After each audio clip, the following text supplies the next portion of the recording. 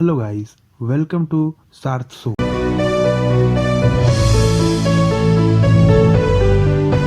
International media में आज के समय में दो ही हॉट टॉपिक्स ट्रेंडिंग में चल रहे हैं। एक या तो भारत में बिगड़ती कोविड-19 की सिचुएशन और दूसरा कोविड-19 की वैक्सीन्स के इंटेलेक्चुअल प्रॉपर्टी राइट्स हटाने का भारत और अमेरिका का प्रस्ताव। अमेरिका के टिप्स वेवर का प्रस्ताव देने के बाद फिर से चर्चा का विषय बन चुका है और रसिया के प्रेसिडेंट पुतिन से लेकर फ्रांस के प्रेसिडेंट और दुनिया के बाकी देशों के कई बड़े बड़े लीडर्स इस पर भी राय रख रहे हैं। इसी बीच यूरोप से खबर निकलकर आ रही है कि जर्मनी के टिप्स वेवर के खिलाफ खड़े होने के बाद अब पूरा का पूरा यूरोपियन यूनियन इस मुद्दे पर दो खेमों में बंट चुका है। आपको बता दूं कि ब्रिटेन की यूरोपियन यूनियन से निकलने के बाद फ्रांस अब यूरोपियन यूनियन का अकेला एक देश है जिसके पास यूएन सिक्योरिटी काउंसिल की परमानेंट मेंबरशिप और वीटो पावर है। इसी के साथ जर्मनी के बाद पूरे यूरोपियन यूनियन में फ्रांस ही दूसरी सबसे बड़ी देश है। इसीलिए आज के डेट में यूरोपियन यूनियन में जर्मनी के साथ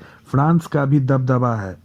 अब अगर डब्ल्यूटीओ से टिप्स वेवर वाले प्रस्ताव को पास करवाना है तो ये भी फिर सबको पता है कि इसके लिए यूरोपियन यूनियन के सहमति का होना बहुत ही ज़्यादा ज़रूरी है, क्योंकि इसमें टोटल 28 देश हैं।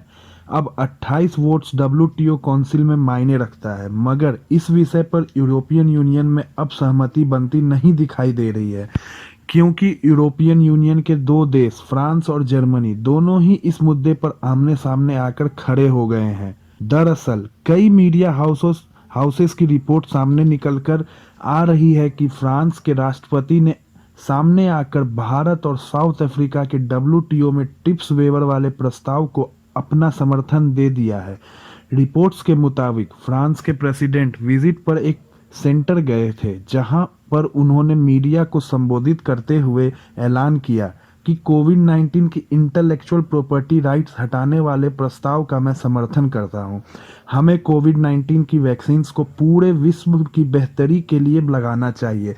साथ में उन्होंने ये भी कहा कि अमीर देशों को आगे आकर दुनिया के गरीब देशों को कोविड-19 वैक्सीनेशन दान करनी चाहिए। उन्होंने ये भी कहा कि फ्रांस ने 4.5 करोड़ वैक्सीन्स दान किया है।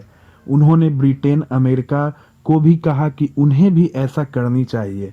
इसी के साथ फ्रांस के विदेश मंत्री ने सभी G7 देशों को चेतावनी दी, अगर कोविड-19 की वैक्सीन की प्रोडक्शन नहीं बढ़ाई गई और हम इसी गति से आगे बढ़ते गए तो फिर वैक्सीन इम्यूनिटी साल 2024 तक आएगी। उन्होंने कहा कि क्या हम साल 2024 तक मास्क पहनेंगे और कोविड-19 के डर से जूझते रहेंगे? ये बिल्कुल भी इसका समाधान नहीं है। आपको बता दो कि फ्रांस की तरफ से ये सब स्टेटमेंट तब सामने आई है जब दूसरी तरफ जर्मनी टिप्स वेवर के खिलाफ आकर खड़े हो गया। इसलिए यूरोप के दो महाशक्ति आमने सामने आकर खड़े हो गए हैं। वैसे ये बात तो तय है कि अमेरिका, रसिया और फ्रांस के समर्थन के बाद जापान, ब्रिटेन और जर्मनी भी इंटरनेशनल प्रेशर में आ करके मान ही जाएगी। लेकिन देखना ये होगा कि ये देश कितने और समय लेंगे, क्योंकि कोरोना वायरस अब दिन प्रतिदिन काफी विकराल रूप पकड़ते जा रहा है।